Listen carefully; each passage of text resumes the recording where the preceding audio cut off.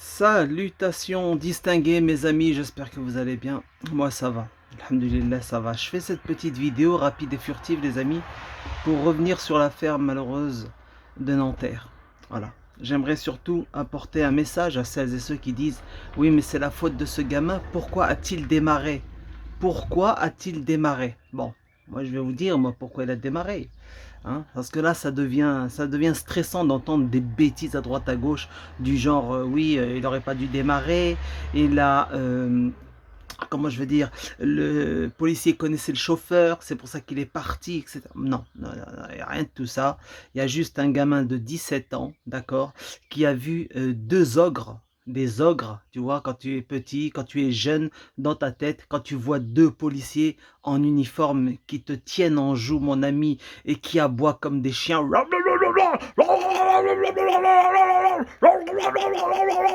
et qui ajoutent à cela, lui balance des menaces de mort, je vais te tirer dans la tête, je vais te tirer dans la tête, l'autre qui lui dit shoot-le, hein, shoot-le, et d'ailleurs il l'a réitéré quand il a commencé à partir, shoot-le. L'esclave, il l'a fait. Voilà, l'esclave. Il a fait ce que son maître lui a demandé de faire. Shoot-le.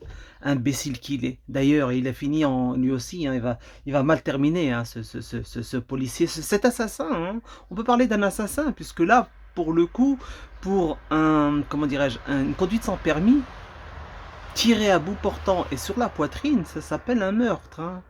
Tu aurais pu tirer sur les pneus. Au pire des cas, à la limite, t'avais une folle envie de lui tirer dessus.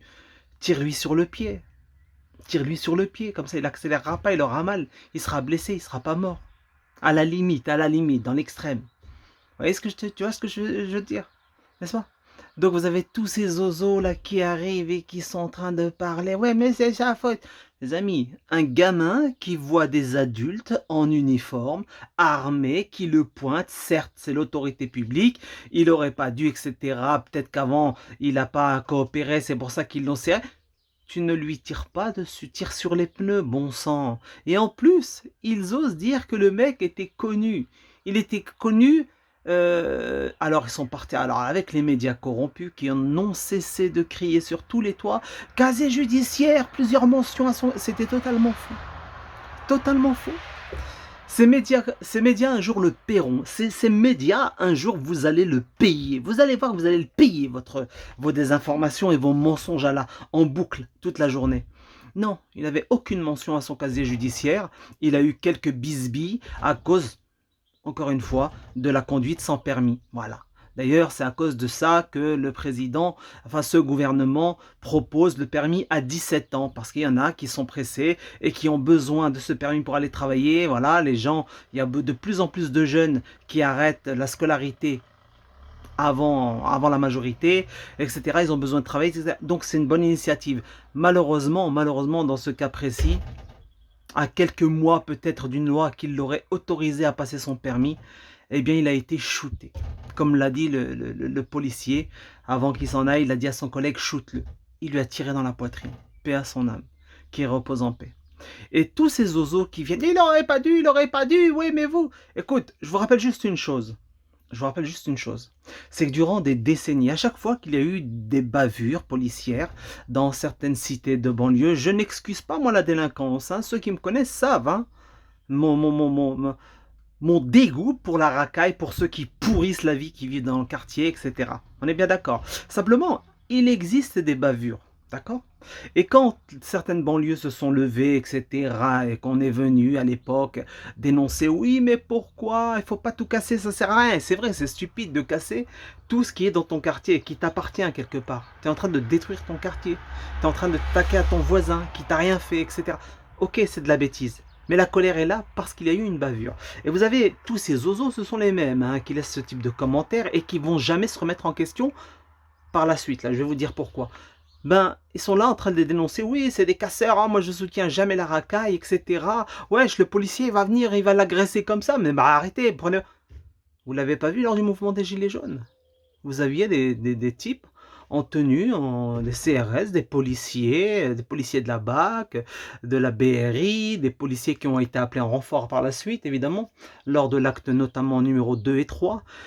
Et tous ces CRS, bref, la BAC, enfin tous ces policiers, et on a vu certains beaucoup, d'ailleurs un petit peu beaucoup trop, c'est trop quand même, qui s'amusaient à traîner par les cheveux des manifestantes à terre, qui n'étaient pas violentes, hein, puisqu'on les avait vues les images, hein, on voyait bien que les Black Blocs étaient là, balançaient des bouteilles, harcelaient les forces de l'ordre qui étaient là, et quand le cortège pacifique arrivait, d'ailleurs il y a des policiers qui ont témoigné, c'est une très bonne chose, ça date du mouvement des Gilets jaunes, la première année et la deuxième, 2018-2019, et on les voyait en train de traîner, etc. On a vu des gens éborgnés, une personne perdre son bras, sa jambe, sa façade. Il y en a même qui on leur a pété le crâne, etc. avec des LBD. On leur a balancé des grenades. Comment ça s'appelle? C'est des grenades là qui explosent pour disperser la foule, etc. Avec des blessés qui ont perdu l'œil, etc. D'ailleurs, Jérôme Rodriguez, c'est pas une LBD qui s'est pris dans l'œil, c'était un éclat de ces fameuses grenades. Hein, après coup, maintenant, on connaît toute la vérité, on connaît tout ce qui s'est passé. Donc, ensuite, vous êtes allé demander le soutien des jeunes de quartier. Alors moi, je trouve ça dommage que tout le monde ne se soit pas mobilisé lors du mouvement des Gilets jaunes. Je le regrette. Mais il est légitime, hein, de dire, oui, mais nous, quand on vous balançait que certains flics commettaient des actes graves, vous nous traitiez de racailles.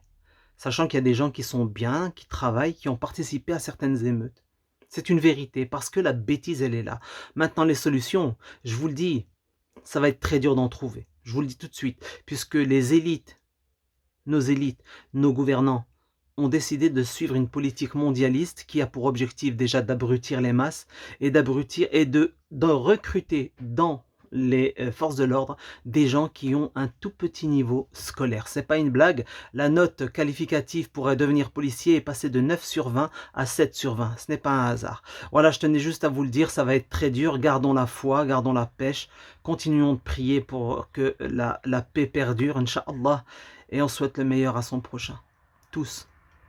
Je vous souhaite quand même une bonne journée et courage à la maman du petit mort à Nanterre. Salutations distinguées.